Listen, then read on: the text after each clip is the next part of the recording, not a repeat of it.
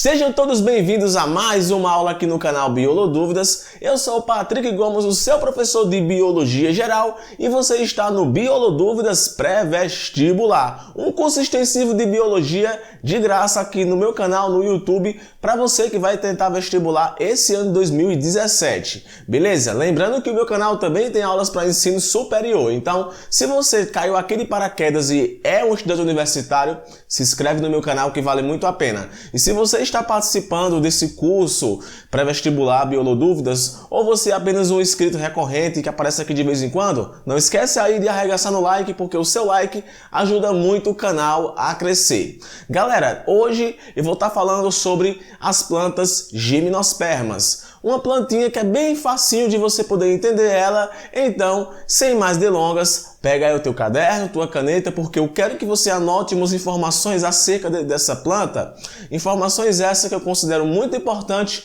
para você resolver qualquer questão sobre o assunto. Lembrando também que eu vou falar sobre a reprodução desse vegetal, que basicamente é o que mais é cobrado em provas de vestibular.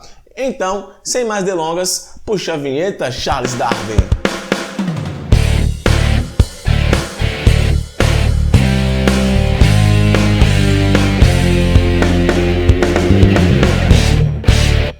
Tudo bem, antes de irmos para plantas gimnospermas, eu quero que você lembre aqui de algumas coisas. Se liga, existem 4 grupos vegetais: briófitas, pteridófitas, gimnospermas e angiospermas. Isso daí você deve lembrar, beleza? As briófitas, as pteridófitas, as gimnospermas e as angiospermas é apenas uma classificação didática para você poder entender vegetais. Até porque não vai existir originalmente apenas esses 4 grupos. Existem muitos outros grupos de plantas. Mas aqui é o padrão que mostra o surgimento de algumas características. Como, por exemplo, vai ter planta vascular e planta avascular. Ah, Patrick, eu já sei o que é isso. Não custa lembrar. Planta vascular possui vasos que conduzem a seiva bruta, a seiva elaborada, e plantas avasculares são plantas que não possuem esses vasos, são ausentes desses vasos. No caso aqui, as briófitas são plantas avasculares, o resto é tudo planta vascular. Existem vegetais que são criptógamos e vegetais que são fanerógamos. O que isso quer dizer? É apenas uma distinção com relação à visibilidade da parte reprodutiva do vegetal. Quando aquela parte reprodutiva ela é visível, chamamos isso de fanerógama. Quando ela não é aparente, ela é um pouco escondida, chamamos de criptógamas. Então vai ter plantas criptógamas e plantas fanerógamas. Lembrando, briófitas e pteridófitas são plantas criptógamas. Gimnospermas e angiospermas vão ser do tipo fanerógamas. Eu vou estar daqui a pouco repetindo tudo acerca apenas de gimnosperma. Aqui é só para você lembrar as palavras. Patrick, planta tem alternância de geração. Tu já falou isso em aulas anteriores. Me lembra o que é. A planta ela tem uma fase que está fazendo gametas e tem uma fase que está fazendo esporos. Quando a planta está fazendo gametas, está na fase gametófita. Quando a planta está fazendo esporos, está na fase esporófita. Tem planta que fica muito tempo na fase gametófita e tem planta que fica muito tempo na fase esporófita. Por ficar muito tempo em determinada fase, a gente costuma dizer que é a fase dominante. Então tem planta que a fase dominante é a gametófita e tem planta que a fase dominante é a fase esporófita. Aqui é simples, a única planta que tem a fase dominante gametófita são as briófitas. O restante aí é tudo planta que a fase dominante é a fase esporófita. E detalhe, a planta ela possui também uma estrutura que faz gametas. Pois é, planta tem gameta. Tem o anterídeo, que produz os gametas masculinos, que é o anterozoide, e tem o arquegônio, que produz os gametas femininos, que é a osfera. Ou seja, para acontecer uma reprodução sexuada com os vegetais, sexuada porque ocorre a fecundação, a união de gametas, é necessário que ocorra a união de anterozoides e osferas. Simples assim. E detalhe também, o que causou para fazer, o que foi que aconteceu que os vegetais existem em toda parte do mundo? Quais foram os dois fatores principais que fez com que os vegetais se disseminassem em toda a Terra? Nós temos a independência de água para a reprodução. Briófitas e pteridófitas, elas dependem de água para poder se reproduzir. Gimnospermas e angiospermas, elas não dependem de água para poder se reproduzir. Isso acabou sendo bastante interessante para poder o vegetal ele acabar se propagando em toda a terra. E a presença de sementes. Plantas briófitas e pteridófitas têm ausência de semente. Já gimnospermas e angiospermas, elas possuem a semente. E a semente, ela vai estar carregando o zigoto da planta. Então, a semente ela é fácil de ser transportada. Então, graças ao surgimento das sementes, os vegetais também conseguiram aí se disseminar por todo o planeta. Em o seu principal representante é o pinheiro.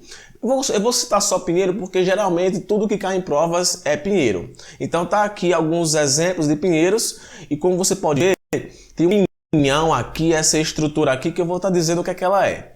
Quais são as características de uma gimnosperma? Anote aí. São plantas que possuem raiz, caule, folha e semente. Patrick, ela vai possuir fruto? Não. O fruto, como eu falei numa aula anterior, ela é restrita às plantas angiospermas.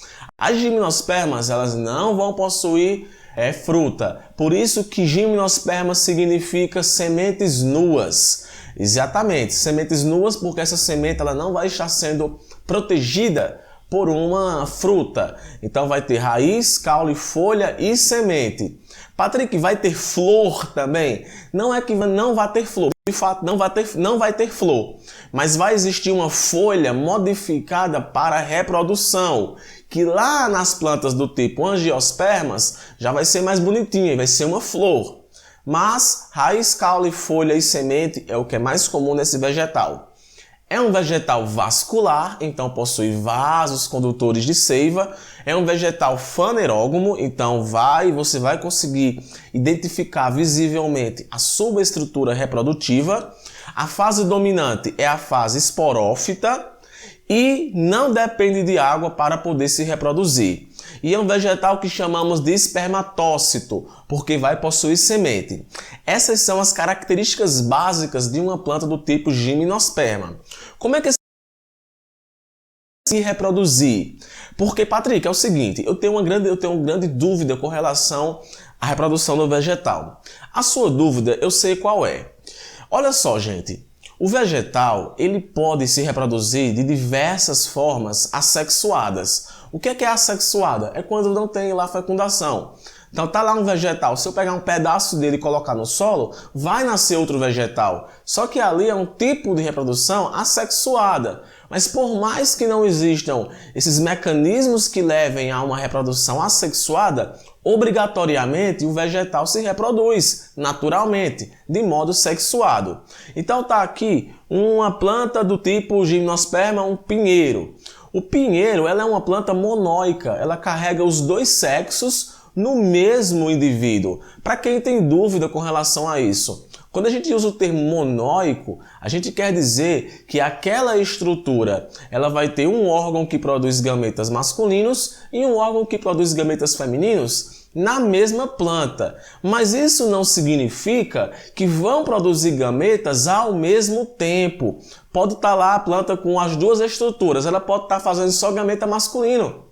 Pode estar lá fazendo só gameta feminino. Não é obrigatório os dois estarem fazendo gametas ao mesmo tempo. A gente, quando estuda aqui gimnospermas, a gente supõe que está acontecendo ao mesmo tempo as duas produções de gametas. Ah, Patrick, mas se a planta faz gameta masculino e não faz gameta feminino, e aí? Não, o vento, aqui já vai existir o grão de pólen. E o grão de pólen ele é transportado pelo vento e vai bater em outra planta. E se essa outra planta tiver, como o grão de pólen carrega o gameta masculino, se essa outra planta tiver algum gameta feminino lá pronto, pode ser que aconteça a fecundação. Então, por mais que a planta seja monóica, A autofecundação não é um aspecto, digamos que obrigatório, tudo bem? Então tá aqui o ciclo de vida de uma planta Gimnospermas. E olha só uma coisa interessante. A gimnosperma ela não possui flor, ela possui uma folha modificada para a reprodução. O nome dessa folha é o estróbilo. Vai ter o estróbilo feminino e vai ter o estróbilo masculino. O estróbilo feminino é o maior, esse aqui grandão. E o estróbilo masculino é esse aqui pequenininho. Então o grandão é o masculino e o pequeno o grandão é o feminino e o pequeno é o masculino. O que é que essas folhas modificadas fazem? Elas produzem os gametas da planta. O grandão vai produzir o feminino e o pequenininho vai produzir o masculino. Simples assim. Como é que essa produção acontece? Se liga. A formação do grão de pólen. A formação do grão de pólen, antes de tudo, o grão de pólen surgiu em gimnospermas. Caso pergunte para vocês em uma prova, tipo, em qual planta surgiu o grão de pólen? Gimnospermas. Briófitas e pteridófitas não tem grão de pólen. O grão de pólen, ele carrega o gameta masculino. O grão de pólen, ele não é o gameta, ele carrega o gameta masculino. Quem é que vai formar esse grão de pólen? Vamos descobrir aqui, se liga. Existe, gente, aí nesse estróbilo masculino, o que chamamos de esporos pequenos, os microesporos. São esses microesporos que vão estar dando origem ao grão de pólen. Agora, olha só essa observaçãozinha que eu fiz questão de digitar para poder a gente não esquecer de dizer algo importante.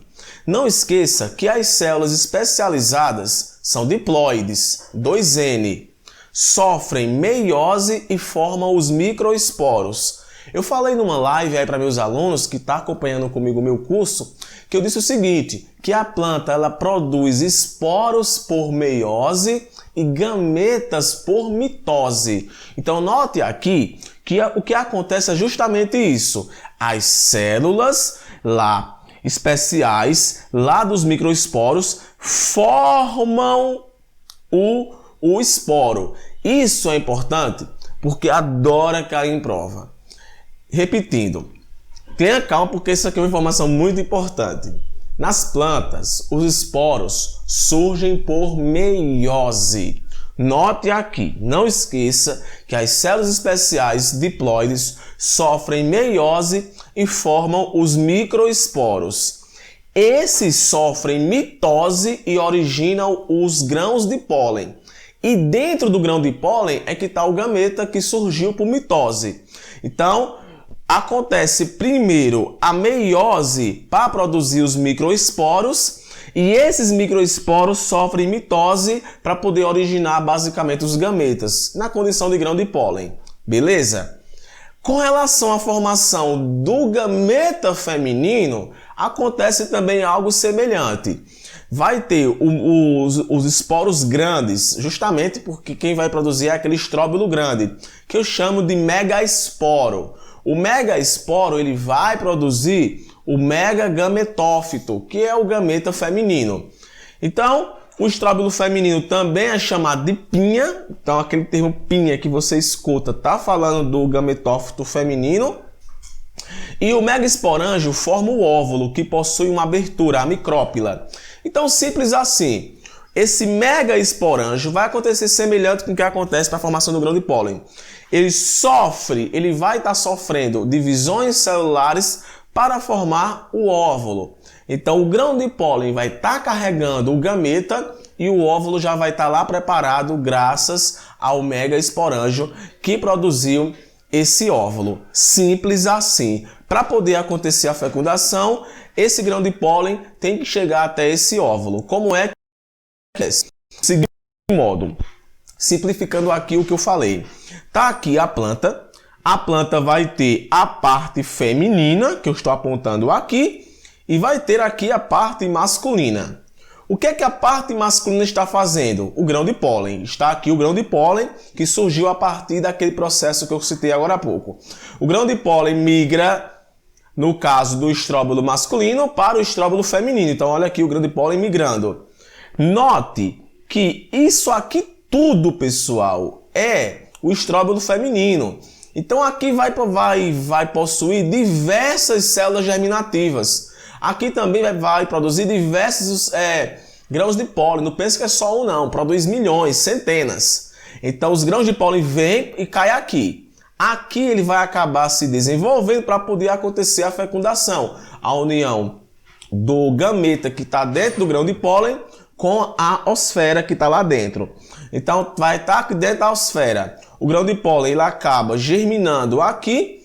Ele vai produzir algumas estruturas que vão possibilitar que o gameta que esteja dentro dele migre até se unir com a osfera. Vai acontecer o processo de fecundação, vai ocorrer a formação de um zigoto e a partir desse zigoto vai estar dando origem à semente. E essa semente ela pode ser carregada pelo vento, cair no solo e germinar. Ou alguns animais podem também estar transportando essas sementes. Aves, principalmente, acabam aí transportando essa semente que foi proveniente aí da união com o gameta masculino com o gameta feminino. Nossa, Patrick, não fazia ideia que um vegetal se reproduzia dessa forma. Exatamente. Então aqui é como acontece a reprodução desses vegetais. Só voltando para cá, não esquece disso. A formação do grão de pólen e a formação do gametófito feminino são bem específicas.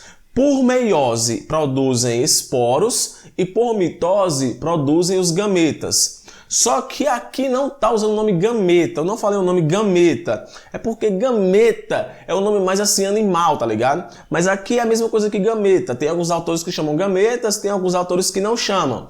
Eu prefiro chamar gameta para ficar mais fácil. Então dentro do grão de pólen vai estar o gameta masculino da planta, e lá o óvulo em si, ele vai ser o gameta feminino. É o óvulo que vai estar aí armazenando a osfera. Então para poder acontecer a fecundação, no caso, o anterozoide, que no caso é o gameta, tem que se encontrar com a osfera que está dentro do óvulo. Daí surgiu o zigoto e, consequentemente, a semente. Ok, gente? Espero que você tenha entendido. Isso aí foram plantas gimnospermas. Aqui embaixo tem o número do meu WhatsApp para você, porventura, caso tenha alguma dúvida, manter contato comigo e eu rapidamente tirar a sua dúvida. Se você ficou até aqui, muito obrigado. Deixe o seu like. E é isso aí. Até a próxima. Valeu!